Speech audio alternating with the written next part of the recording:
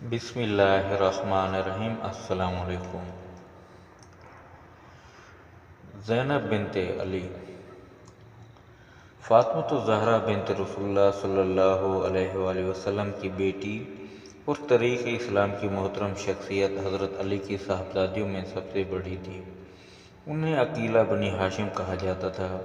ام کلثوم و ام الحسن آپ کی کنیت تھیں۔ صدیقہ صغریٰ ان کا لقب تھا۔ محدثین حضرات علی سے روایت کرتے ہوئے انہیں ابی زینب سے یاد کرتے ہیں۔ ولادت کے بعد آپ کا نام رسول اللہ صلی اللہ علیہ وآلہ وسلم نے زینب رکھا۔ 7ویں دن حضور صلی اللہ علیہ وآلہ وسلم نے عقیقہ فرمایا۔ 6-7 برس کی تھی کہ حضرت فاطمہ رضی اللہ تعالی عنہا کا انتقال ہوا۔ اس کے بعد آپ کو ام المومنین اور اسماء جیسی بلند پاپا خواتین کے ساتھ رہنے کا اتفاق ہوا۔ امام حسین رضی اللہ تعالی عنہ حضرت زینب رضی اللہ تعالی عنہ کی بڑی تعظیم فرماتے۔ جب وہ آتی تو کھڑے ہو جاتے اور اپنی جگہ پر بٹھاتے۔ بڑی صاحبزادی ہونے کی بنا پر گھر کے تمام معاملات کی ذمہ داری تھی۔ حضرت علی کے بڑے بھائی اور رسول اللہ صلی اللہ علیہ وآلہ وسلم کے چچیرے بھائی جعفر طیار کے فرزند عبداللہ سے آپ کی شادی ہوئی۔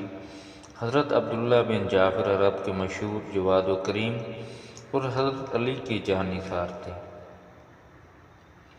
حضرت عبداللہ بن جعفر سے جو اولاد ہوئی ان کے نام یہ ہیں: علی، اون، اکبر، عباس، ام کلثوم، جعفر، اکبر، محمد۔ اون محمد کربلا میں شہید ہوئے۔ واقعہ کربلا کے بعد حضرت زینب دمشق میں اہل بیت کے ساتھ رہیں۔ استقامت، عبادت، اثار، جہاد اور حمایت دین کا جو مظاہرہ آپ نے فرمایا اس کی مثال ملنا مشکل ہے۔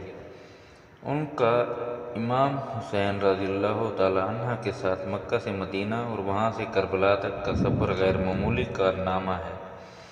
10 محرم کو امام حسین کے شہید ہو جانے پر یتیموں، بیواؤں، بچوں، جوانوں، عورتوں اور مردوں کی نگرانی، دشمنوں کے مقابلے میں صبر و تحمل کا مظاہرہ، لٹے ہوئے قافلے کا قید ہونا، کوفہ میں ان کی لاجواب تقریریں، عبداللہ بن زیاد کی گستاخیوں کا جواب، اس کے بعد شام کا سفر، شام کے بازار اور یزید کے دربار میں اپنی حقانیت اور واقعہ کربلا کا اعلان، وسیع و بلیغ خطبے اور براستہ جوابات، ایسا معلوم ہوتا تھا کہ حضرت علی خطبہ دے رہے ہیں۔